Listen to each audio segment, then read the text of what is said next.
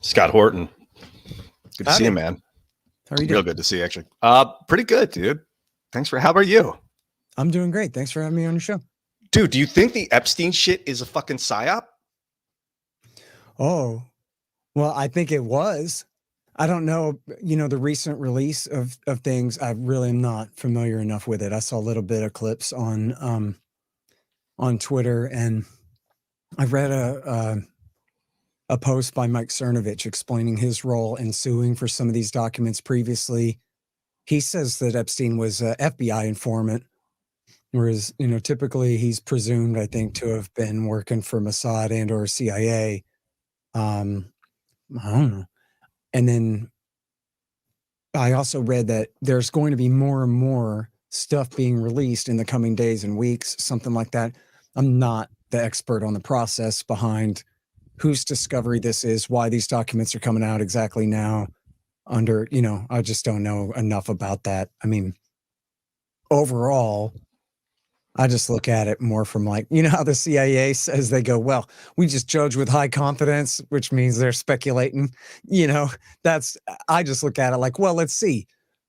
The guy's old lady's father was this famous Mossad operative in England, right? That's Robert Maxwell. Yeah. So, and then you have, Les Wexner, the guy from the makeup company. Victoria's Secret. Yeah, and whatever, all that stuff. So you have like these very powerful people who are very close to Israel, and it looks very much like the whole thing was an Israeli influence op. And you have to wonder why the Justice Department let this guy get away with this, evidently for decades. And, I don't know. There's, as we all know, look, Albert J. Nock wrote Our Enemy, the State, and it's the network of individuals who run the thing. So there's a lot of overlap between the Israeli government and the American government, our intelligence agencies and theirs, our national police and theirs. And so, who's to say exactly where the lines are, and for example, like who handles a certain informant or uses them for what. But look, I mean, when you're talking about some of the most famous and powerful people in the world going to this weird island down there in the Virgin Islands with this guy, it doesn't take much to figure out what's going on there. And, you had this big ranch out in New Mexico and the townhouse in New York, which the FBI said, and Cernovich points this out quite rightly. And I think this is the main takeaway for me, is that the FBI has admitted that when they raided the New York mansion there, that they seized all kinds of tapes and DVDs and whatever recordings, audio and video recordings of people who evidently had been pwned by secret cameras and microphones, right? And so that's the list we want to see, Ian, right? People go, oh, where's the list? Where's the list? The question is, what do the 302s say about what's in those videos? Where the agents are reporting to their bosses, hey, chief, we watched the video and here's who's in it and what's the deal. That's the stuff that's not being released. What's 302s?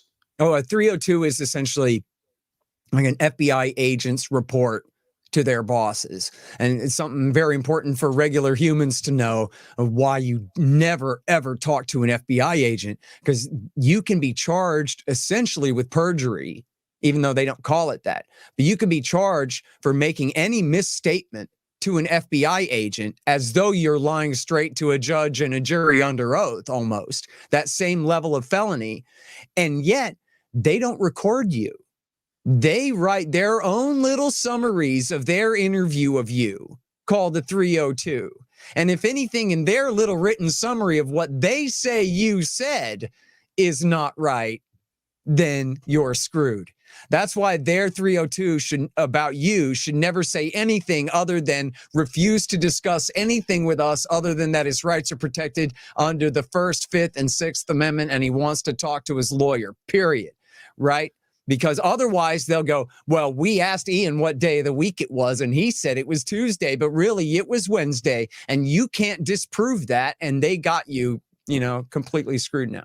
Is that also true if you don't know they're an FBI agent? You're just talking to some dude and you're like, oh, no. I ordered the, okay, only if you know. No. If it was, No, it would have to be like some kind of official, identification and questioning of some kind, I guess. I don't want to hammer too hard on the Israel thing if you don't want. I mean, I was rewatching like World War I documentary footage a couple nights ago, and then World War II documentary footage, and like I read about the Sykes-Picot Agreement, which is where these French and British guy, I think Sykes was the British guy and Picot is the French guy. They basically were like, yeah, Arabia, if you betray the Ottoman Empire, we'll give you this area in the Levant. We'll call it Palestine. We'll just give it to you later after the war. The Arabs were like, sweet deal. Yeah, we'll betray the Ottomans. And then the British and French won the war kind of as a result of that. But then the Balfour Declaration, Arthur Balfour, this British minister, foreign minister, was like, yeah, we're going to draw up different lines. Actually, we're going to keep that land. Don't tell the Arabs. And then after the war, the Arabs were like, what the fuck, dude?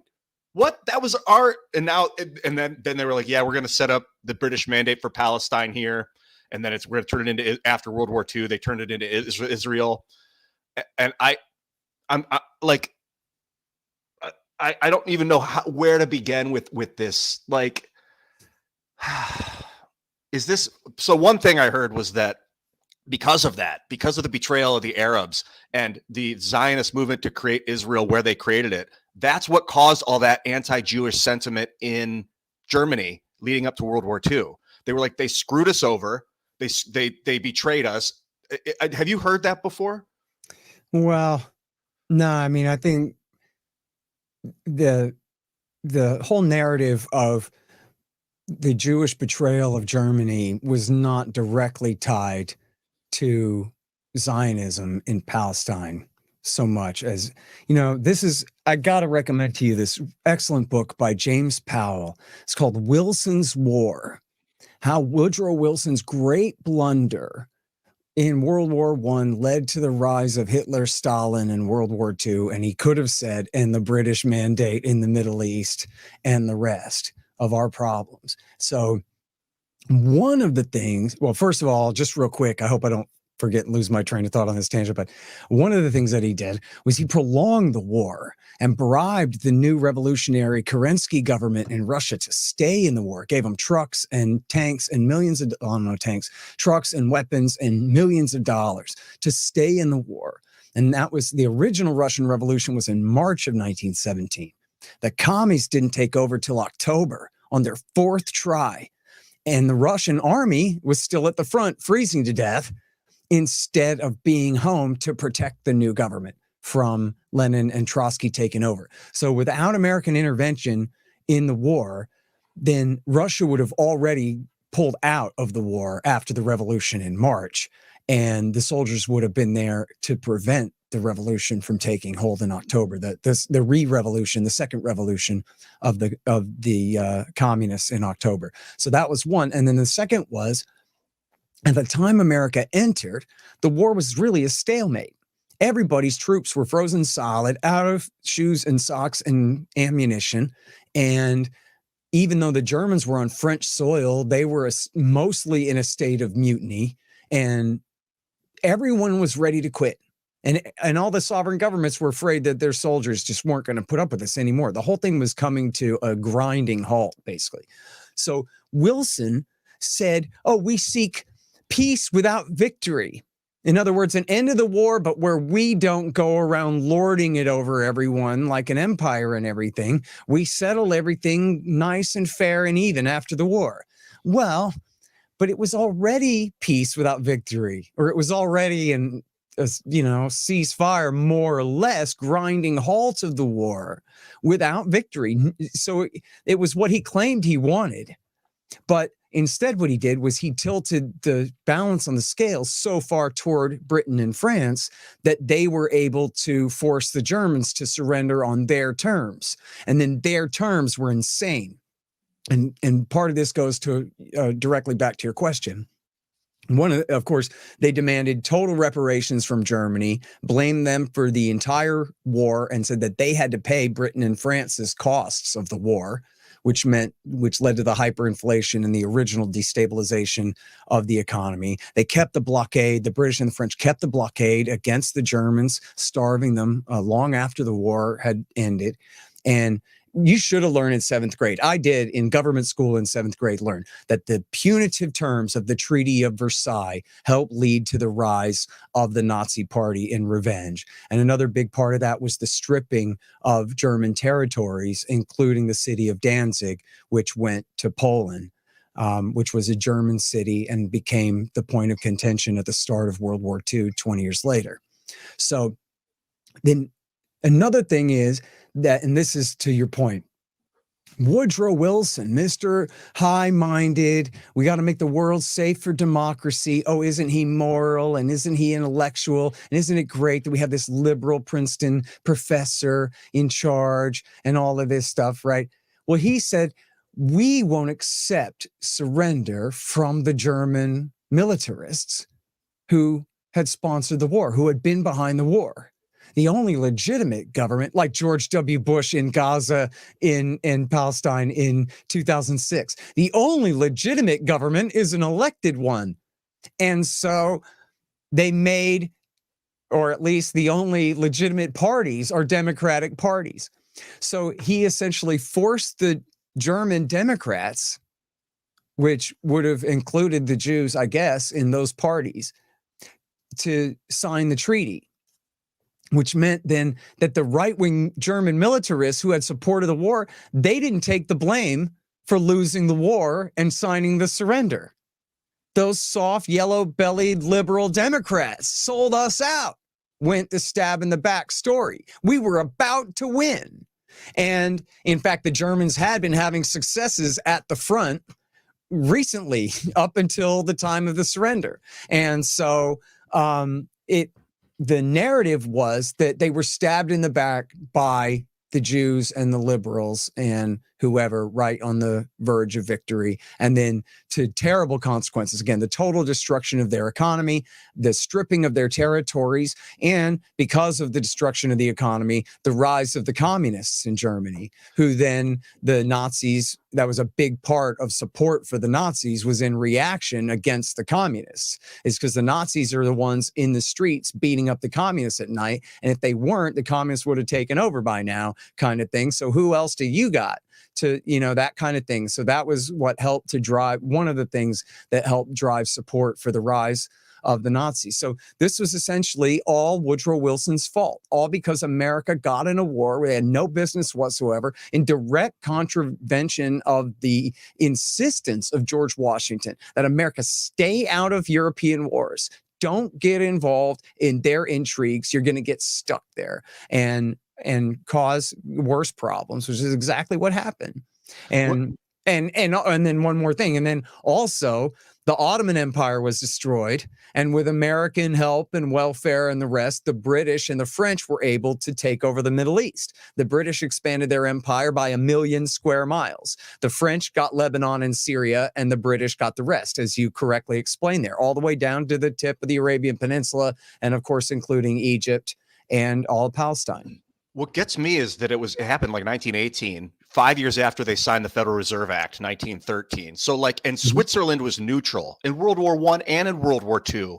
I don't get it. Like, that's where the Bank for International Settlements is located. It's the central bank of central banks, where the New York Federal Reserve, the Bank of England, and the Bank of Australia pour their money through. They basically siphon their money through the Swiss bank. And so we say it was Woodrow Wilson and the Americans that basically partitioned the world and took control. But was it, or was America the skin suit of the Swiss banking industry? Well, I wouldn't center the power in Switzerland. No, I think the power was centered in London and New York. And yes, it's there's a great book called Trading with the Enemy by Charles Higham that centers around the role of the Bank for International Settlements during World War I.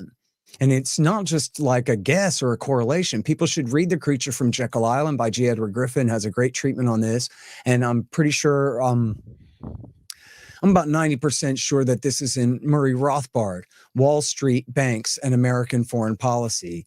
But the history is, Ian, that yes, the men who essentially more than anything else represented the J.P. Morgan Bank in New York were the ones who were behind Woodrow Wilson's candidacy and were behind his administration's shepherding of the Federal Reserve Act through the Congress. It was J.P. Morgan agent named Edward Mandel House, who was essentially, they used to say, Scooter Libby was Cheney's Cheney, because to be somebody's Cheney meant like the power behind the throne who tells the guy what to do, right? Like Cheney was a more powerful vice president than Bush was a president, that kind of thing.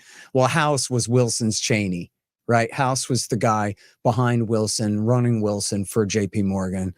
And then, yes, these are the men who got us into the war. If you look at the State Department, I used to know all their names. I'm sure Thomas W. Lamont is in there. And let's see, I forget, but go back and you can see it's direct correlations and causations between the Morgan set and the Wilson administration and getting us into that war. And a big part of getting us into that war was that Morgan had made big loans to the British to then turn around and buy weapons from Morgan arms firms in America.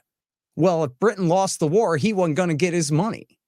But again, shades of Dick Cheney. If he could socialize the costs on everybody else and funnel those profits right into his favored firm, then everything is fine. And so that was a huge part of getting us into the war. He loaned them money to buy his own weapons from, and then he just charged him interest on the loan? Yeah, sure. And then the idea was, well, they need the weapons now, they'll pay me back later. But if they lose the war, they're not going to pay me back. But if I can get Woodrow Wilson to take their side, then I'm going to get my money. So right? that leads me. Dick Cheney owed Halliburton a bunch of money. And by putting us, and people don't really ever talk about this. It's in my book and you can find about it. He was a terrible CEO. He was hired to be the CEO of Halliburton because he had been the Secretary of Defense. And the idea was he's going to get us paid. He's going to put us on the dole. Well, he wasn't that connected with the Democrats during that time. So he didn't really get Halliburton significant military contracts during his time. But one of the things he did was he made a huge mistake. And he bought a firm called Dresser Industries when they were on the eve of being found liable for billions of dollars worth of asbestos cancer claims. And he and his CFO, I guess, had done a lousy job of investigating this firm right before they bought it. So he had been a lousy CEO, and the guys that ran Halliburton and the subsidiary Kellogg Brown and Root, they were pissed. And these guys are gangsters, Houston business guys, major, Kellogg Brown and Root got their big kick, building bases for Lyndon Johnson in Vietnam. I mean, this is a welfare corporation, right? And so he owed it to them. He owed them billions.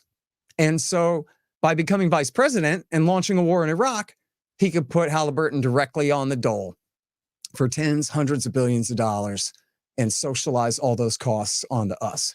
Halliburton couldn't invade Iraq. They can't raise a bunch of capital to invade Iraq, but you can send the Marine Corps and call it patriotism and call it fighting for freedom and all of that and make the American people do it for you.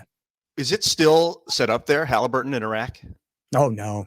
America got kicked the hell out of there. I mean, they may have, if you count Kurdistan, yeah, they may have, they may be helping Exxon dig wells up in, near Kirkuk or something. I guess it's possible, but it's certainly not the way that they planned for it to be. If that's your question, like, did they get away with colonizing that country and stealing all their oil and all of that? No, they did not. Oh, lately I've been calling Iraq a puppet state of the United States. Is that not accurate? No, they're much closer to Tehran than they are to America. And that's the whole thing of the war. In fact, you want to talk about that for a minute? Because this is a fun little story. I'm going to write down Tom Lamont, too, because I have more to say on him. Keep going. Okay. All right. So look, there's this crazy story about the clean break. Have you ever heard of the clean break? No. Okay. So there's a guy named David Wormser. You've heard of Richard Pearl, right? He was one of the most powerful the neocons in the W. Bush years. Yeah. Okay. He and his buddy, David Wormser, and their other friend, Douglas Feith, they all signed, although it was Wormser was the principal author of the thing. It was called A Clean Break, a new strategy for securing the realm. And it had a companion piece called Coping with Crumbling States. And he eventually wrote a book called Tyranny's Ally, if you're really into it, and with a foreword by Pearl. And here's the bottom line. It's kind of complicated and weird, but pull up a map of the Middle East if it'll help you to look at it, okay? Here's the problem. Oh, and I'm sorry. They wrote this for Benjamin Netanyahu, when he was becoming prime minister for the first time in 1996. Okay? Now, here's the problem as they define it, Ian. They say the problem is the Shiite alliance of power. And that means Tehran, Iran, Damascus, Syria, and Hezbollah, which is this sort of born as a terrorist militia mini state in southern Lebanon. Okay? And this is the Shiite crescent of power. And the reason that the Israelis want to neutralize this is because H.W. Bush and Bill Clinton essentially forced Israel into this Oslo peace process where they're supposed to give up the West Bank and Gaza Strip to be a Palestinian state. Yeah, if you could just pull up like a simple political map of the region, would be real helpful. Like just kind of outline map. There you go. Yeah, that one. Something like that. Okay, cool. Forget the color coding there. They're just making them different shades of blue. But so we got this. We got Iran, Syria, and then southern Lebanon is controlled by Hezbollah. Okay. Now Israel, you can't see there, but there's the West Bank and the Gaza Strip are the occupied territories where it's the Palestinians, what's left of Palestine, 22% of what's left of Palestine. Okay. And Bush Sr. and Clinton essentially, pressured Israel into entering this Oslo peace process to give up a Palestinian state. But then a Netanyahu fan assassinated the prime minister of Israel, Yitzhak Rabin, in 1995. And he was replaced very quickly by Shimon Peres, but then Netanyahu very quickly after that. Netanyahu was a man of the right, and he was not about to give in to this two-state solution stuff. And it was going to be full obfuscation and delay and backstabbing and double talk, whatever it takes to prevent this from happening.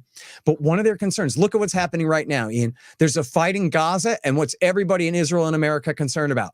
What's Hezbollah going to do in southern Lebanon? Is the war going to spread to southern Lebanon? The pressure on Israel's northern flank. See how important it is? Right now, as we're discussing this, we see how important it is, okay? Well, now go back to 96. This is the pressure that David Wurmser wants to neutralize. David Wurmser and Richard Pearl are saying, if we can neutralize Hezbollah's threat on Israel's northern flank, then we can screw the Palestinians out of their state and get away with it. We don't want to give up a state. We don't want to give them citizenship and equal rights, and we don't want to give them independence. We want to keep them as occupied Indians on their reservation until we're done colonizing what's left of their land over the long term. That's the plan. But so we have to neutralize Hezbollah in southern Lebanon. Now, here's where the ridiculous Rube Goldberg machine stuff kicks in. The idea here is they want to overthrow secular Sunni Saddam in Iraq. Now look at that map again. Iraq is the giant secular Sunni Arab roadblock between Iran and Syria, right? Now they have this ridiculous scheme that says if we do a coup and overthrow Saddam, later an invasion and overthrow Saddam, then our friends, the Hashemite kingdom in Jordan, will be dominant there. We'll put the king of Jordan in charge or his cousin. There are a couple variations of the plan. And then the Iraqi Shiites will do whatever the Hashemite king says, because the Hashemite king claims to have the blood of Muhammad in his veins, and the Shiites are just slaves of anybody who claims that. Well, that's just not true. The Hashemites are Sunnis and the loyal sock puppets of the British for 100 years running now. And the Shiites owe them no allegiance whatsoever, much less some like Pope-like holy, slave-like allegiance to, his every command or whatever, like in the fantasy here. Is just completely ridiculous. But the idea was Jordan and Turkey, our allies, will become dominant in Iraq, and they will tell the Iraqi Shiite clergy to tell Hezbollah in southern Lebanon to stop being friends with Iran and start being nice to Israel. And Hezbollah then will be the slaves of the Iraqi Shia, who will be the slaves of the Americans and the Israelis and their Jordanian sock puppets there. This is completely as crazy and stupid as it sounds when I explain it, but don't blame it on me. It's David Wormser writing this stuff. And of course, for people familiar with the war, the Hashemites were replaced in the plan by Ahmed Chalabi and the Iraqi National Congress. And Chalabi, you can find his name in The Clean Break, Coping with Crumbling States, and Tyranny's Ally over and over again. Because why? Chalabi is the one blowing this smoke up of their rear ends and telling them this is going to work. If you just do a regime change for me and my friends, the new Iraq will be friendly with Israel. And so now what happened in 2003 through 2005? America invaded the country, and they took the Shiite revolution, the Iranian revolution, all the way to Baghdad. In fact, I'll go back one step. In the aftermath of Iraq War I in 1991, remember that one was quick and easy. Saddam had invaded Kuwait because Bush Sr. told him go ahead, and then changed his mind and told him you better get the hell right out again, and then wage this war to get him out. It's all in the book. Wow. It's all in the book. But so after they waged the war to get him out, have you ever seen the movie Ian, Three Kings? It's got Marky Mark and Ice Cube and George Clooney, and they're all I know guys. I know the movie you're talking about, though. Okay. So I'm sure many of your audience has seen it. It's got pretty big stars in it. They're army guys, and it's a gold heist. But the setting is it's the aftermath of Iraq War I. And they're the American soldiers, and they're occupying the Shiite south and east of the country there. And they're standing back and watching as Saddam Hussein is slaughtering the Shiites in their uprising. So that's based on real history. That's the gold heist in the movie is taking place in the midst of all of that. But the real history is that in the aftermath of the war, Bush Sr. told literally himself over the radio, and then they dropped leaflets, told the Iraqi Shiites and army divisions to rise up and overthrow Saddam Hussein. Now is your chance. We're not going all the way to Baghdad, but you should. He got you into this mess. Don't you want to kill him? Don't you want to be our new sock puppets? We're not going to get along with him, but we might get along with you. Overthrow him for us now. So many army divisions did rise up and turn against Saddam Hussein, and including like Shiite militiamen on the ground. But then Bush Sr. called it off. And he let Saddam Hussein massacre 100,000 Shiites and Kurds too, in order to suppress that insurrection. Now, why did he do that? He did that because the Badr Brigade, which was a group of Iraqis who had chosen Iran's side in the Iran-Iraq War and had been living in Iran for, by then, 10 years, they were coming across the border to lead the revolution. And Bush Sr., remember, he had been Ronald Reagan's vice president. He and James Baker and Colin Powell, they had all been Ronald Reagan era officials. And they said, wait a minute, we just supported Saddam Hussein for 8 years in the Iran-Iraq War to contain the Iranian Shiite revolution. Now we're importing it. Oops. So they choked and they called it off. And then they stood back and they let Saddam Hussein massacre 100,000 people to put down the insurrection. That's what you see in the background going on in that movie, Three Kings, okay?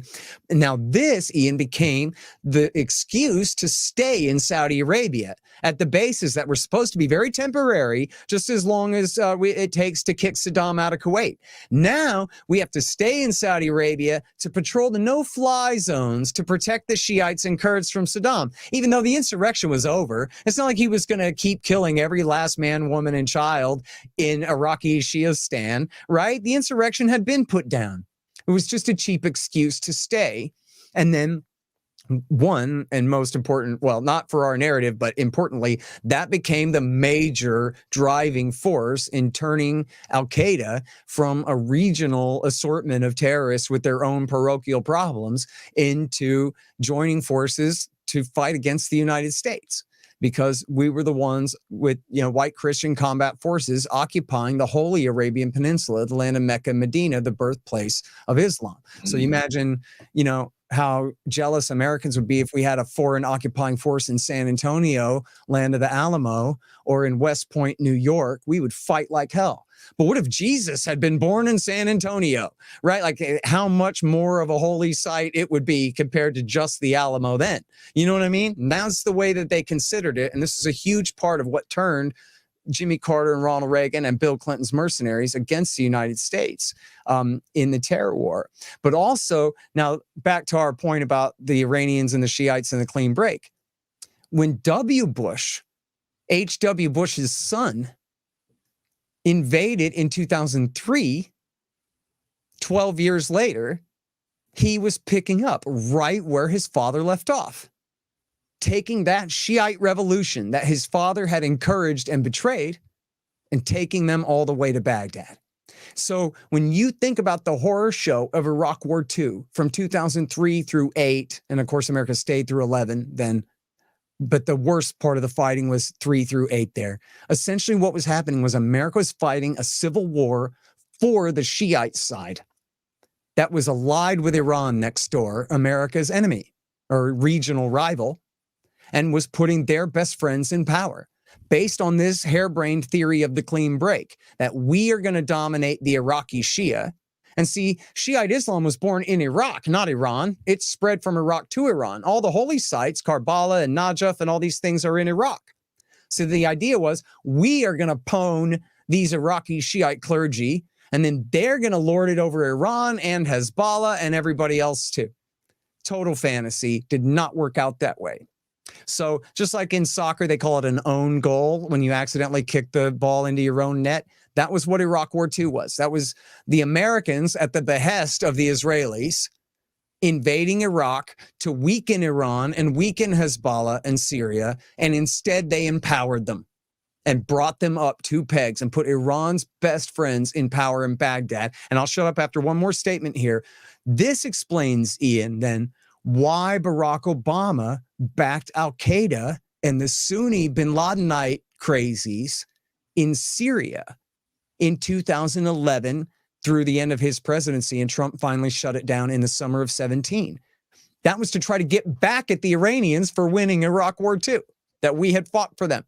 Bush put them up 2 pegs in Baghdad. Obama was trying to take them down 1 peg in Damascus, which of course also didn't work because instead of overthrowing Assad, it led to the rise of the caliphate led by Baghdadi, who might as well have been bin Laden himself up there, declaring a new Sunni bin Ladenite dictatorship in the east of Syria and the west of Iraq. And that was a bridge too far. So then they had to launch Iraq War III to destroy that. And that was the war they launched in 2014 that went through the first year of Trump, basically ended at the end of 2017, beginning of 2018. Because their intervention in Syria on behalf of the Sunnis to spite the Shiites, because they wish they hadn't fought Iraq War II for the Shiites, blew up into the caliphate. So then they had to take the Shiite side again to destroy it, since that was too much. Is the caliphate still in power?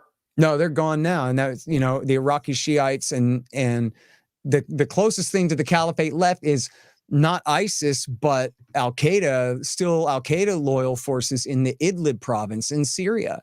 And yes, under the protection of Turkey and the United States of America. Is the whole point of this Middle Eastern conquest to set up a trade route through the Mediterranean into India or something? No. It's all about Israel, man. If you go back, and this is in my book, Enough Already. I quote, I'm 99% sure it's Philip Zelikow. There's Robert Zoellick and Philip Zelikow, and I always confuse them, but I'm 99% sure it's Zelikow. Who they were both Condoleezza Rice's guys. Okay. And Zelikow, I believe, was the principal author of the 9/11 Commission report. And he said in a separate statement somewhere, and I have the full quote. He goes, look, the war in Iraq was all about Israel. They don't want to lean too hard and say that because, they're worried about the backlash from that. But Saddam Hussein wasn't backing Al-Qaeda against America. But was he backing Hamas against Israel? Yes, he was. He had this deal where anyone who died fighting the Israelis or was killed by the Israelis, gets a check. And that means if it's a little old lady who dies in her house when it gets run over by a Caterpillar bulldozer, her family survivors get a check. But also if her son is a suicide bomber and dies suicide bombing civilians, his family gets a check too. Well, from the point of view of pro-Israel hawks, of course, this is indistinguishable. I think even from my point of view, this is indistinguishable from Saddam Hussein paying people to be suicide bombers, right? That is what it is. But Israel's not part of America, and Hamas is not a threat to America, and they've never attacked America, and this is their problem. So it was not part of a major part of the propaganda. It was a little bit of part of the propaganda against Iraq, but it was a major part of the motivation of the Israelis and their fifth column in America, known as the neoconservatives, who were behind it. They also were convinced by Ahmed Chalabi that they would get, and this is closer to your question when it comes to the money, they thought they were going to get an oil pipeline. The British had an old oil pipeline from Kirkuk to Haifa. And Chalabi had promised the neocons, that's Haifa is in Israel, and Chalabi had promised the neocons that they were going to reopen this pipeline. So when people say it was a war for oil, it wasn't oil for Exxon in Houston, and it wasn't a war for our consumer prices at the pump. Of course, those only went up, but it was a war for oil for Israel. And not that it worked, but that was part of the motive for it. Is Israel like a proxy military for the United States military-industrial complex, or is the military-industrial complex a proxy for the Israeli Zionists that are trying to do some global thing? Of course. Yes, right? All these conspiracies are a conspiracy of interests, and most of them quite open. And so, yes, American military firms have a huge interest in subsidizing Israel and, for that matter, keeping a militarist kind of group in power over there, just as well as the Israeli right, especially in power, but hell, labor too, when it was them, they have a major interest in keeping the United States as a world empire so that America is available to protect them. When it comes down to it, it's a small country. Put yourself in their position. They have no higher interest. There's nothing that matters more, that could ever matter more than their relationship with the United States and keeping America on their side no matter what. And Irving Kristol and Norman Podhoretz, two of the founders of the neoconservative movement, explicitly said that listen, no matter what the excuses, whether it's China or India or Britain or whatever, with Latin America, we must keep America engaged as a global power at all times to prevent a return to the spirit of isolationism that predominated between the world wars, which of course is a myth itself. But anyway, and we don't want, they're writing this in the aftermath of Vietnam. We cannot have this reversion to Americans caring about America first, because we need an interventionist America available to protect Israel. Israel first. That's what the neoconservative movement has always been about. And then, yes, Andrew Coburn, there's a great book called Rumsfeld by Andrew Coburn, where he explains in there in great detail how the neoconservatives are really the cross between the Israel lobby and the military-industrial complex. Like if you think of it in like traditional 20th century conspiracy terms, again, we're talking about Morgan and the Wilson regime and all that. I mean, that whole history is tied up with the foundations of the Council on Foreign Relations and American imperial foreign policy. I mean, they wrote the plan for the post-war order before America was even in World War II. You know what I mean? I mean, these are the architects of the American world empire. And yet, if you go back, you're a bit younger than me. I don't know how much. How old are you? 44. Oh, okay. So just a little bit. I'm 47, but so I remember I was in high school it would have been probably 93 or 94 when the last club in Houston, Texas that didn't allow Jews was finally bought by Jews, and now Jews were allowed in. So that was part of America, like, oh, no Jews allowed at our exclusive club or whatever. That was part of our history up until relatively recently, very recently, really.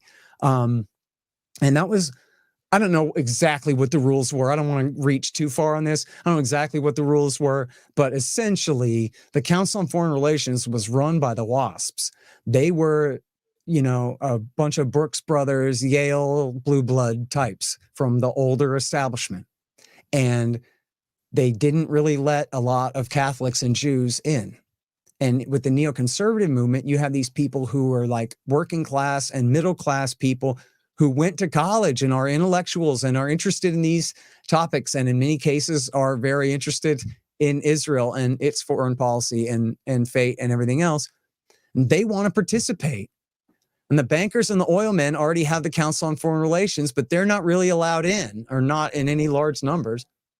So what they do is they make a deal with Lockheed and Northrop Grumman and Raytheon and General Dynamics and Boeing and all of those guys, because those guys they basically represent the new right, the military industrial complex money raised up on big ticket items, jet bombers and fighter bombers and long range bombers and ships and submarines and all these things, helicopters and all this. But they need intellectuals. They need their own councils on foreign relations to justify their policies, the same ways that the oil men and the bankers have the CFR.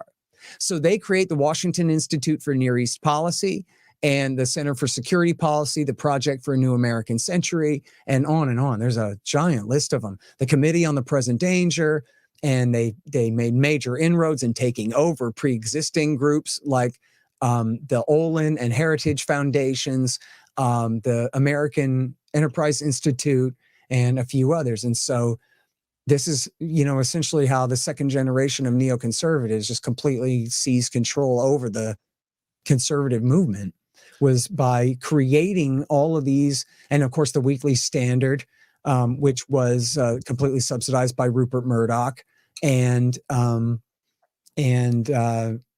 course, the National Review, which had always been led by neoconservatives under William F. Buckley. So you're saying the second generation of neoconservatives is like the Northrop Grumman military industrial complex took over from the Council on Foreign Relations, which was the white Anglo-Saxon Protestants, the WASPs. Yeah, or like was in competition with them. Yeah. And there are plenty of neocons at the CFR now, right? And it's not, I don't mean to oversimplify it too much. And as I say, there were a lot of Catholics in the neoconservative movement too. It's not that they were Jews, it's that they were ex-leftists who became right-wing militarists. See, part of how they made that deal was they worked for Scoop Jackson. And Scoop Jackson was a senator from Washington State. They called him the senator from Boeing. And he was essentially a Harry Truman, right-wing Cold Warrior Democrat. And remember now, in the late 60s, it's the disastrous not even aftermath yet, but the disastrous fight in Vietnam and the rise of the hippies and the new left, the civil rights movement and the anti-war movement. And this is also the time of the 67 war. And the new left took the side of the Arabs, or at least didn't rally around Israel. And so this was like a huge wake-up call to the neocons. And they don't like the new left. They like Harry Truman, Cold Warrior, Hillary Clinton, Democrats with, bloody-fisted Democrats is what they want. And Scoop Jackson represented that. And was, as they say, they called him the senator from Boeing because he was so connected to the company there. So this is part of how they made that connection, was these neoconservatives said, if this is what it means to be a liberal now, then we're moving right. And that was how they became Reaganites. And that's why they're called neoconservatives. It doesn't mean conservatives nowadays. It means this particular sect of kooks who used to be commies and used to be Democrats and then moved to the right. With Vietnam, what was the purpose of that war? I was told we're fighting communism. I'm like, yeah. That's what the Nazis were doing too. It was just fighting the communism. But in reality, were they trying to get oil? Were they trying to extract oil out of the Malaysian coast? Because there's a lot of oil off the Vietnam coast. No, I don't think it was that, man. I mean, honestly, I think more than anything, you're going to find it was the institutional interests of the Army and the Air Force and the Navy themselves. And then along with the military industrial complex firms. And of course, the banks are the ones who service all those accounts and all those transactions and have a stand to make an absolute killing off of all of these wars. And, when people talk about tungsten and oil and these kinds of things, I think, it sucks, man, because the real answers are never satisfactory, right? You're looking at 3 to 5 million people killed when you throw in the Laotians and the Cambodians here.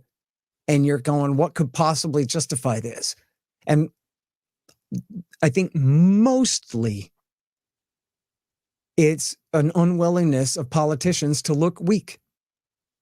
Nobody wants to be called the guy who lost Vietnam to the Reds. I mean, look at just in our very recent history. I mean, it just cannot be denied. The domestic political pressure against being the guy who lost Afghanistan. And I just interviewed Matthew Ho. We had this long conversation. He was the great whistleblower of 2009 who told Obama not to triple that war. And why did Obama triple that war? It really was for his own skin, man. His own, I don't mean his color, I mean his ass. It was his political calculation that he'll be able to keep McCain and Graham quiet if he escalates. They made a deal. They promised that they would shut up if he gave them at least another 30,000 troops on top of the 40 he'd already sent. So he made that deal with them, which they lived up to. And he knew that the liberals weren't going to hold it against him because he was tall, dark, and handsome, and they were still in love. And he said he'd get us out of Iraq. So if he escalates Afghanistan, they'll look the other way, which was correct. It didn't hurt him at all in terms of his main domestic base of support. But look what happened when Biden finally left. The whole damn thing fell apart. And Obama knew. He's not a dummy. He knew that that was what was going to happen. Remember, I said in Iraq War II, Bush fought for the super majority. So once he won that war for them, they didn't owe him anything. They told him, get the hell out. But the government that he built more or less still stands there. The regime, the people he put in power still stand there. In Afghanistan, that was never going to happen. In Afghanistan, they were trying to put a coalition of minorities in charge over the plurality population of the country, which was just never going to happen. And it was always, and Obama knew that if he pulled out, that was his choice, escalate or leave. And so he escalated because he knew if he left, the thing would fall apart and it would what? It would be a huge mark against him. It would cost his chances of reelection in 2012. It would cost, and Matthew Ho told the anecdote of being in the room and all the Democrats agreed with him against the surge. And then Nancy Pelosi piped up and said, this is going to hurt Barack Obama's healthcare agenda. We cannot afford to stand up against him on this, or else we're going to ruin his ability to push Obamacare through. And we can't do that to him. And the whole room shut up and backed down. And it's the same thing. I'm telling you, man, being called a commie or a commie simp, or a politician who sided with the commies or lost China to the commies or lost Vietnam to the commies. It's a hell of a thing, man. And in fact, the only way, look at how it finally ended. It only ended with Nixon run out of power, Gerald Ford, the completely unelected president of the United States, and the whole media and the whole country just looking away as the South fell and the commies took it over, and the country was just absolutely exhausted. After 10 years, 60,000 killed on our side, equivalent of trillions spent. And it was only with a whimper did they leave. And in fact, they left in such a way that it left them open to the accusation of the stab in the back, that, oh, we would have won if the liberals hadn't sold us out and whatever. But the fact is, the country was just absolutely out of willingness to support it anymore. But every last member of the House and Senate was too afraid to stand up against it and say it was wrong because of what it would look like for them being early to throw in the towel. As silly and absolutely stupid and horrible as that sounds. I guess there's multiple reasons for escalating wars like Afghanistan and Vietnam. Like there's the pride issue, like you're talking about. We need our agenda pushed through. I can't be the guy that failed. There's the resources that you get out of it, whether there's oil or not. Then there's the territory itself, which you can run trade routes through. But I'm wondering if there's a fourth thing. It's a weapons test. Like Boeing wants to blow up 50,000 men and wants to let our own troops, how many of our troops will die and how many of their troops will die if we use this new weapon, if we use it on the offense, if we use it in the mountains, if we use it in the jungle. Let's find out. Let's find out in the Ukraine. Yep. Let's test our weapons. Mm-hmm. Like that's like, whoa, it's business, mechanically. Man. It's business, buddy. I'll tell you, look, hey, everybody knows this story, right? Like your mom and your auntie and everybody knows that Ike Eisenhower, the 5-star general who was the supreme Allied commander of American and Allied forces in Europe in World War II, who was the 2-term Republican president of the United States of America for facing down the commies in the early days of the Cold War, that guy said, he coined the phrase military-industrial complex. Tells you it's self-definitive. It tells you in its name exactly what it is. The military and the arms makers that supply the military have an interest in keeping this thing going. Our founders said the same thing. Again, I hate to give credit to my government school teachers who got a little bit of the Treaty of Versailles right. They also taught me some things about the founding fathers. Do you remember in school learning about the founding fathers saying some things and you went, wow, that's some pretty radical stuff, man. You know what I mean? Hey, I believe like you that the only thing more dangerous than central banking is standing armies. Well, that sounds like you and me talking. That was the other way around. The more dangerous than standing armies is central banking is more dangerous than standing armies. I think Thomas Jefferson said that. Yeah, Jefferson and Madison writing letters back and forth, right? But what that means, Ian, right, is if they can talk about stuff like that, then we can too, right? And if they say that, look, standing armies are extremely dangerous because every one of those officers wants a promotion, man. Every job holder in government wants not only his job, but a better one and a higher paying one. And if they have to make enemies, they will. This is why the war power resides in the House of Representatives closest to the people so that we can shout, no, I don't care if you guys want to stay at war. We want you to go get real jobs now. And it's not up to you. It's up to us. That's the way it's supposed to be. But that was their fear in the first place, as in, of course, they gave the Congress the power to raise and support armies and left us stuck with this thing. Along the lines of central banking being more dangerous than standing armies, which was, I mean, that's why they didn't have one in the beginning. Then I think Andrew Jackson shut it down and they tried to kill him. I just learned about, you brought up Tom Lamont earlier, who was apparently roped in this thing called the business plot. Have you heard of this thing? In 1933, dude, in 1933, I think it was 33, Hitler's, swarming the Nazis have come to power, the fascists in Italy with Mussolini. There's this huge global fascist. And in New York, is that what you're saying? No, and FDR in 33. So FDR takes us off the gold standard. And apparently that's the businessmen have had it. They petitioned Smedley Butler, who's this decorated retired World War I general, the most decorated American general on earth at the time. They asked him to lead 500,000 men in a march on Washington, D.C. to stage a coup against FDR and take over the government and set up a fascist dictatorship in the United States. Yep. Smedley Butler goes on TV and tells everyone about the plot. And he's like, I'm not going to do it. I value the Constitution and free speech. I'm not going to do it. But they could never pin it down on who caused it. Tom Lamont's name was mentioned. Other people, I don't know if J.P. Morgan was even around at that point or if he was involved. It's these dudes, these bankers that have been trying to take over the United States since, as far as I can tell, if it was Rockefeller's, after they broke up Standard Oil, they're like, we're never letting the government take control of this again. And they've been, for 120 years, they've been attempting to stage a coup on this country. And I think now they've been doing it incrementally now. Instead of staging 500,000 man march, it's too overt. They're going to print 800 trillion and send it to some foreign corporation, the Bank for International. They're siphoning. It seems like it's like a passive coup.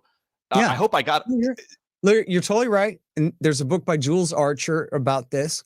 It's absolutely correct that they attempted to hire Smedley Butler to do it, and he marched right up Capitol Hill and ratted on them and said, no way, my oath is to the Constitution. I'll never go along with this, whatever. But he made them believe that he was going along with them, and as he compiled the evidence. And there's a new movie about this with Robert De Niro as Smedley Butler. It came out. You can get it on the Pirate Bay. It's called Amsterdam. I'm not sure. I forgot why it's called that. There's some reference to Amsterdam in the movie. But that's what it's called. And it's they portray this entire thing. And it's true. Imagine FDR not being fascist enough for you, huh? I mean, what we're talking about here, and in fact, go back to Woodrow Wilson. I know you'll like this one. I told you about Colonel Edward Mandell House, Woodrow Wilson's Cheney. Well, he wrote a book called Philip Drew, Administrator, A Story of Tomorrow.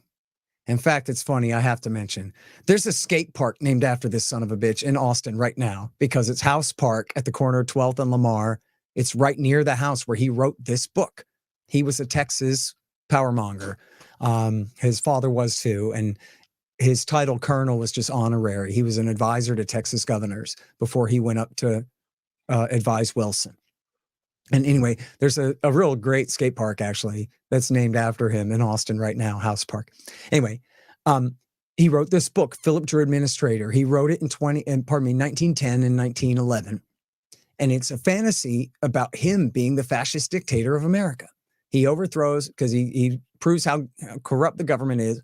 He fights one big battle of the great American patriots versus the corrupt old guard and wins, and makes himself dictator, administrator of the country. Says anyone who tries to reinstitute the old Constitution will be put to death. And then this is the way it's going to be now. And then he describes a fascist dictatorship. And it includes government bureaucrats on every board of directors, a central bank with inflationary money, income taxation, and essentially a massive regulatory regime to control big business in America. And all in the name of anti-corruption. Well, look, as I said, this is J.P. Morgan's man who wrote this thing. And he's saying, yes, corruption is very bad. We do need to do something about that. Okay? Then this is the guy who becomes Woodrow Wilson's closest advisor. And then during World War I, this is the guy who comes up with the plan for the regimentation of the economy, of the war economy during the war. And later, a generation later, Franklin Roosevelt's wife, or was it his mother? Franklin Roosevelt's mother gives him a copy of Philip Drew. And he reads Philip Drew, and then he meets with Colonel House. Almost certain he meets with Colonel House and talks with him. And then this is the germ of the New Deal, is the same program, essentially, that had been put on hold during the three Republicans, Hoover, Coolidge, and Harding, Coolidge, and Hoover, between the two, Wilson and Roosevelt. Although Hoover was a big government liberal Republican who instituted a big part of the New Deal, contrary to the myth that he was some kind of Ron Paul figure or something like that, is not true at all. He actually, that's why it's called the Hoover Dam, not the FDR Dam, right? It was Hoover who got the whole New Deal started in the first place there. But anyway, point being is this, right? Is that House was a fascist. What he's describing is the complete interlocking, far beyond what Hamilton ever intended, like a complete interlocking of the business elite and the national government in a corporatist fascist combine. And in fact, Ian, when Mussolini was first taking over in Italy, he was very popular in American circles. You probably wouldn't be surprised to know that they thought that, oh, what a wonderful adventure in economic reorganization and all this, right? You think the type of people who write for the New Republic or whatever. Well, House got jealous and said, oh, yeah, well, I anticipated Mussolini by several years. See, this is my plan that he's stealing from me. Well, this is the guy who regimented the American war economy during World War I and wrote the blueprint for what became the New Deal. Now, I ask you this. So if the Democrats are fascists, and they have been this whole time, they got us into the world wars and the Cold War and so many of the rest ever since then what's that make the Republicans? What does that make this group of big businessmen in New York that you just described weren't satisfied with FDR's fascism and wanted to crank it up a few notches and were willing even to overthrow him in order to get it? When what was FDR doing? But as much as he could to institute a Mussolini-type system in America. Problem being America's humongous and divided in all these states, and he couldn't outright overthrow the Constitution the way Philip Drew did in the story. So he was only able to go so far. But a huge part of it, of course, and of course it was Wilson who passed the Federal Reserve Act, not FDR. But FDR did, essentially adopt all the wartime central planning of World War I as part of his New Deal. It was a huge part of it. There's as you were talking, I'm trying to find this video of Mussolini speaking English. He spoke pretty fluent English, and he's like talking about the Americans. I am not finding the video, so you'll have to look it you up. guys agree with me on everything. Talking to the Democrats, right? Yeah, and he's like, we are on very good terms. We are good friends with the Americans. It's so nuts. So why did the business plot? Why did the people not get exposed when Smedley went public? Were they just like, it's going to unravel the entire underbelly of our fascist? Right. Everybody just looked away. And they called it the most generic term, the business plot. Like if you search for it, you got to know what you're looking for to find that thing. Yeah, I never learned about it in the school. New York Times, but FDR didn't do anything about it. The Justice Department didn't do anything about it. They held a couple of hearings, maybe just one big hearing. I'd have to go back, but it just kind of went away. You have to be into like alternative politics. Like if you've heard of this, then you've heard of the USS Liberty and the secret treaty of Fort Hunt and some of these things that are more like underground kind of stories, that people don't know about. What's the Fort Hunt secret treaty of Fort Hunt? Oh, there's a great story. You should read this. I actually have the tab open to get back to rereading this someday. I'm almost certain it's by Carl Oglesby from Covert Action Quarterly from the 90s. And it's about how the OSS and then the CIA worked with the Nazis in the aftermath of the war, not just Operation Paperclip and the rocket scientist stuff. That's like the limited hangout. But one of the big parts of it was that they recruited this guy, Reinhard Gehlen, who had been a Nazi intelligence officer in the East, to become essentially the head of CIA operations in Eastern Europe and the head of, well, not just operations, but the head of telling the Americans what they needed to know about what was going on in Eastern Europe as well. And he was a very bloody-handed guy, and they kept him and his guys. It was part of that. Everybody knows this is one of my introductions to real politics when I was a kid, was like, as you mentioned, the Bank for International Settlements during World War I and during World War II stays open. And the national governments are continually settling their accounts and keeping business as usual going while the nation states are at war. And in fact, I think Charles Higham even says, geez, at some point, it's like, God, the guys running the central banks of these countries, they really have a lot more in common with each other and act that way than they even have in common with the ministers of their own government that they're serving, or the people of the countries that they're serving. And that is not, by the way, secret code for the Jews, because there are plenty of white folks involved with this, or, Protestant and Catholic and whatever across Europe and America involved with this. So that would be vastly oversimplifying the thing. But the point being that, like, yeah, real big business, some dirty business, man. And it's all very tied up with, what do you call the American system now, Ian? When we got, what's the national government's budget is $7 trillion a year or something like that, $6 trillion a year worth of intervention in our economy, right? Like, what does that mean? That means they're distorting everything about our markets, about our preferences, about our choices, about our timing, about our culture, about everything. Everything is thrown in a huge, and just think of the if you want to like get this abstract about it, like the mental poisoning, the emotional poisoning of the American people and the people of this planet by our filthy terror war the last 25 years now, since W. Bush really kicked this thing off. None of this had to be. Even the CIA and the special operations forces involved in Afghanistan at the very beginning said this whole war could have been over by Christmas. And that assumes that you couldn't negotiate with the Taliban, which you could have. But even if you just had to hunt down bin Laden, Zawahiri, and their buddies at Tora Bora, that whole thing could have been over by Christmas. We didn't have to do this at all. Regime change and 20 years of war in Afghanistan, all the lies to get us into Iraq, and then the million killed in that, and then the aftermath of that, where it was the war in Iraq that spread to Libya and then Syria and then on to Yemen and the rest. This is America's fault that we did this.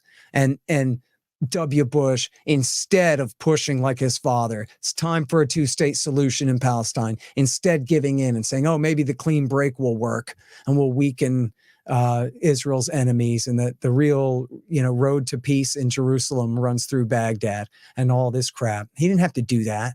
He could have done the right thing. And And just think of how much worse the world is off for it. I mean, right now, as we talk about, as you guys talk about on the Timcast and everything all the time, it's the unraveling of the American world order. Why? Because it's been run by absolutely irresponsible goons and thugs and foreign agents and ne'er-do-wells, right? People who have no idea, can't see past the end of their nose. People who speak in the most ridiculous cliches about, well, you know, in this one war, this happened, so let's just do that again. Like you see in Afghanistan. Well, the surge worked in Iraq. Maybe the surge will work in Afghanistan. We're talking about two entirely different circumstances.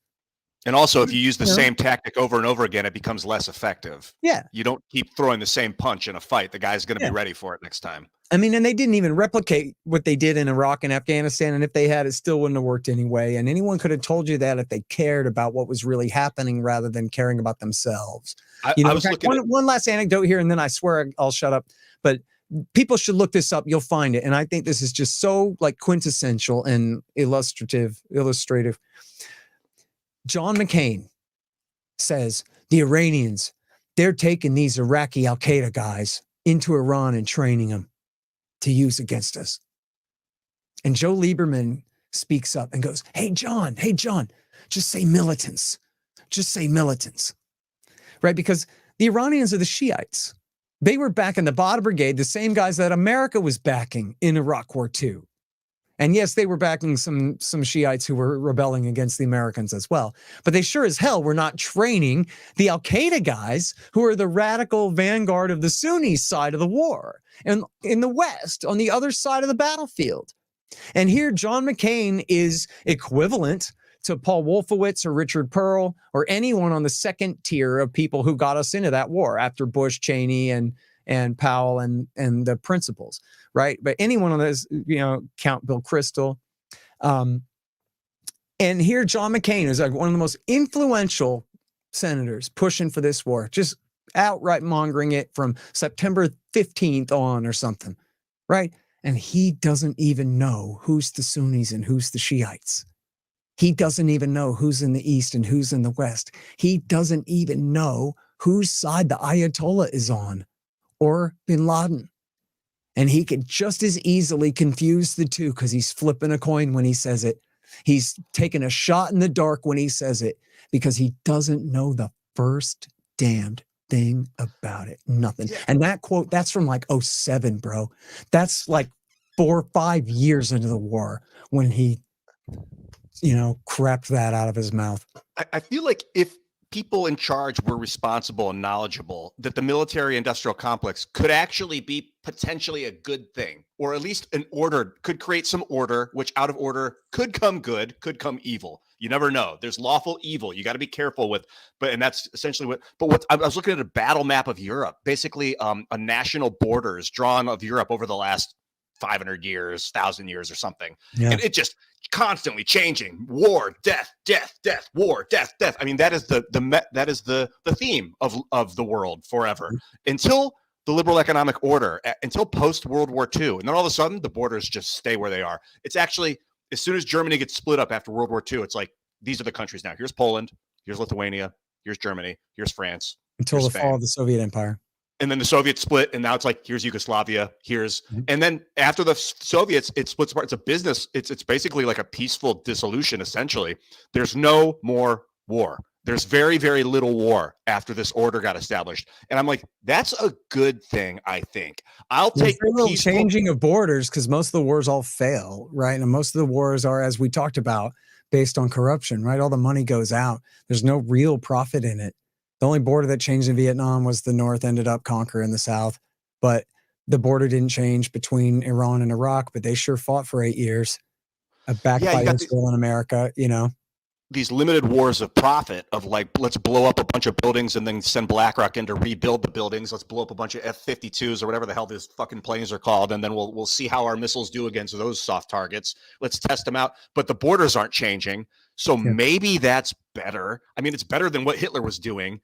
Yeah. Well, it's a tough trade-off, man. I mean, this is the thing about it, right? Is essentially America is the one world government.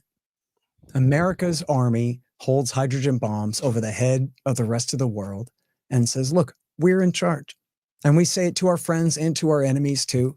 And depending on who you are, you might consider America a less ruthless empire than some, right? There are probably countries in the world who they have to be dominated by the Americans or the British. They choose us based on what the British have done to them previously or something like that, right? But this is,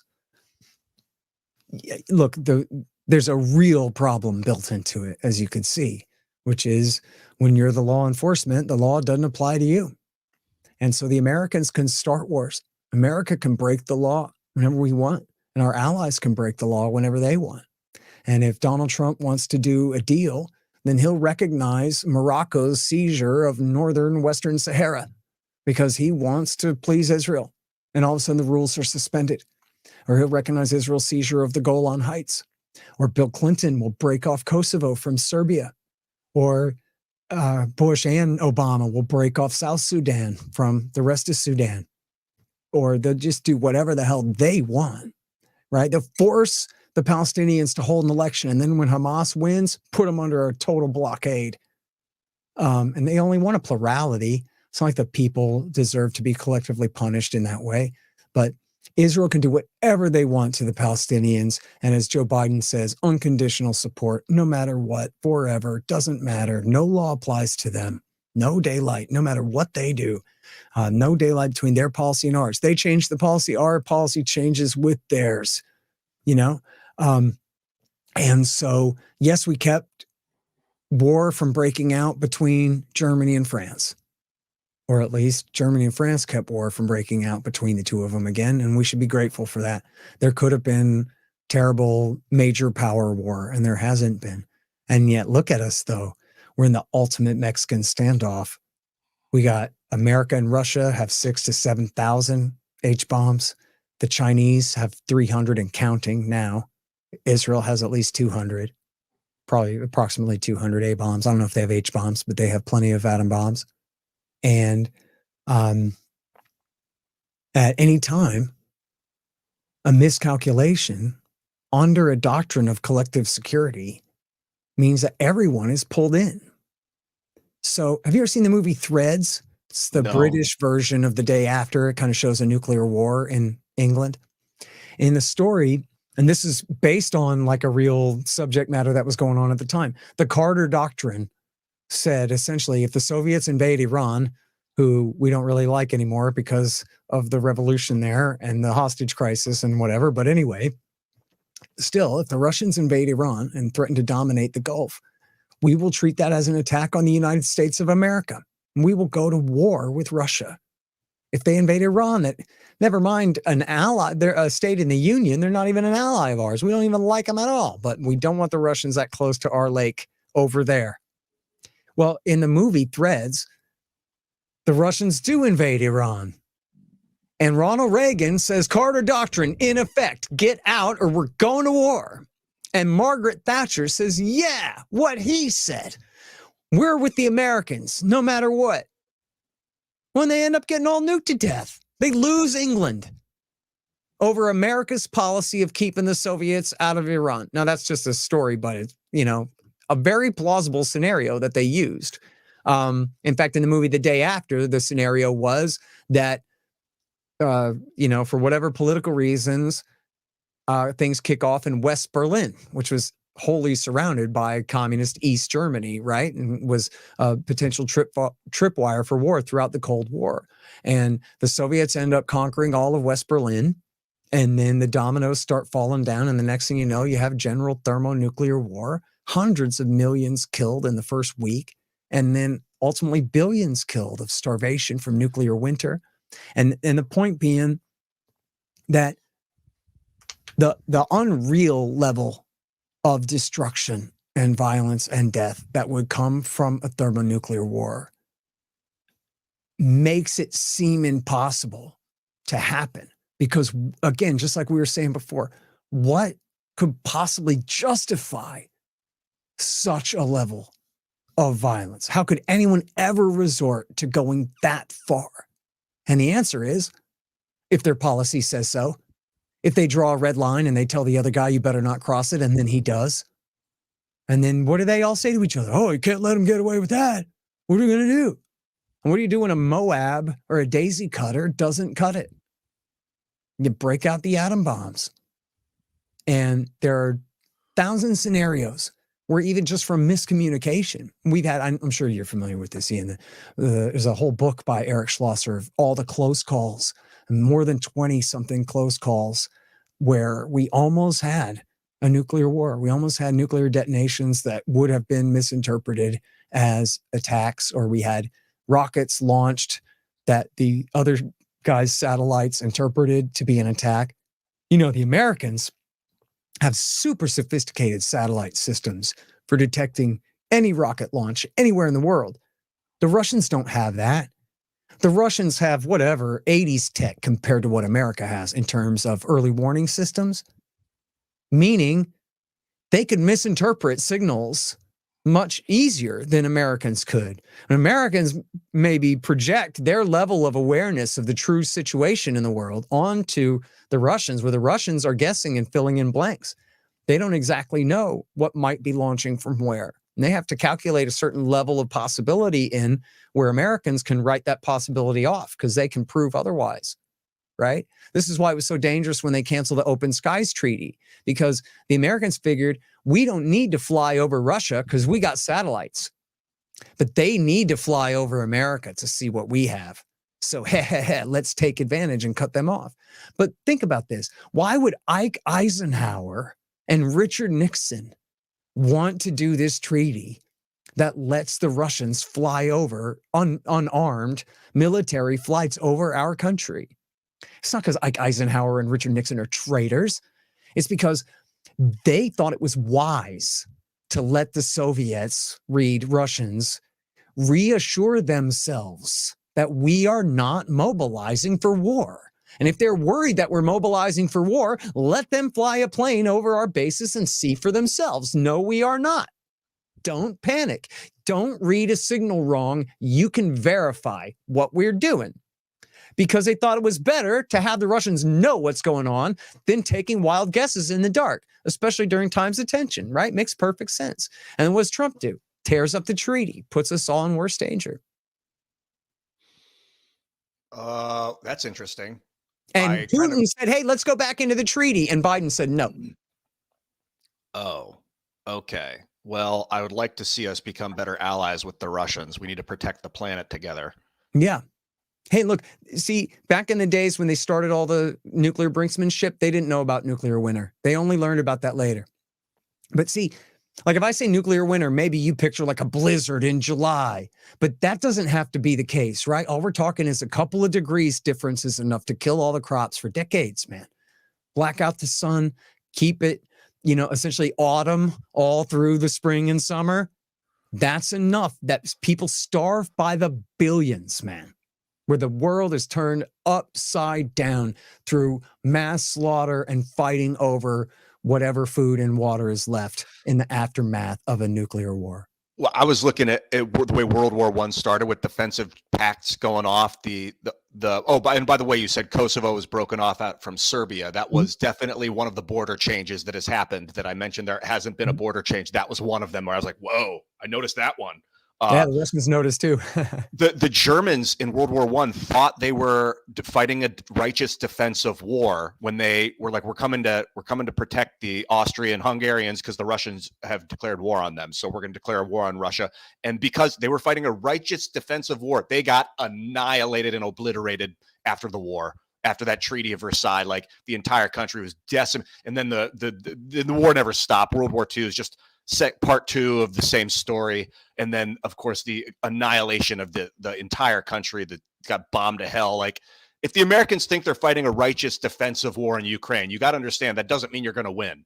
Being righteous, thinking you're righteous, does not mean that you're like the storybook is going to be. And it doesn't mean that who really wins in a war. I don't think anybody, maybe the bankers, but I mean, if you can limit the conflict, dude, I feel like we could go on for like 10 hours, man. We've already been at it for like an hour and 20, but I didn't want to like take up too much of your time. I normally just go for arbitrary hour and then yeah, no, that's fine. Listen, I do have to go because I got to edit a show for KPFK today. But so good to see you, man. Yeah, you too. And I really appreciate you having me on. And I wrote a book about the Middle East wars, enough already, and I'm working on a book about the conflict in Eastern Europe now, including the whole new Cold War, including the war in Ukraine, and it'll probably still be a few months away. But do you have a name for the new one? Provoked: How Washington Started the New Cold War with Russia and the Catastrophe in Ukraine. I think that like fascism, one of the dangers of it is that it can be peaceful and it can be sedative. Like maybe that's one of the benefits of it too. Like, are we in a state of de-escalation right now, down from the Great War, World War I and II, like into like a limited situation, and then from here we go on to an even more peaceful situation? And is peace necessarily good? Like if the World Economic Forum gets everybody to plug in their brains into pods and just harvest their vibrational piezoelectricity to charge their house, is that better than 8 million dead? I'm not going to give credit to big government and fascist economics and quasi free market economics, as they call it euphemistically. I mean, quite frankly, and to contradict myself a little bit, only a little, because I think these things are still true at the same time, but I think the credit really goes to fission and fusion, that the major powers know that there's only so far that they can go against each other, and that truly if they threaten each other with real annihilation, then we'll be losing cities at a time. And I'm not saying that it's a fail safe, but there's certainly a lot of incentive to not do that. I would say though that to some military minds, it's just a bigger bomb. And if the last one didn't work, you use the bigger one on the shelf, and they would be very willing to do it. And it doesn't mean everybody, but it does mean some people at some times.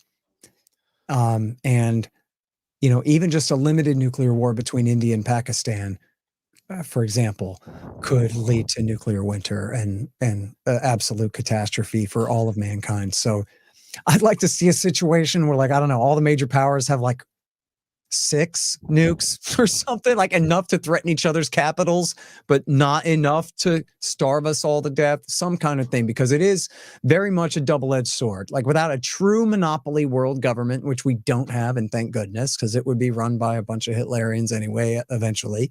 Then we have essentially this Mexican standoff with nukes and thermonukes, keeping the major powers from going against each other. The only problem is, again, if that standoff breaks down, it's a low risk, a low probability, high risk dilemma, right? You don't want to, can you imagine H-bombs going off in Dallas or San Antonio and what that would look like in the aftermath? It's unbelievable. It would be beyond our comprehension in devastation. So thanks for bringing the irony of the situation. I appreciate the deep breadth of knowledge, my man, Scott Horton. Ladies and gentlemen, like the video, subscribe to the channel, share this with your friends too, let everybody know, and pick up the book Enough Already, Scott Horton, and the upcoming Provoked, which I guess is going to be out in a couple months. Looking forward to it, man. Scott Horton. Ladies and gentlemen.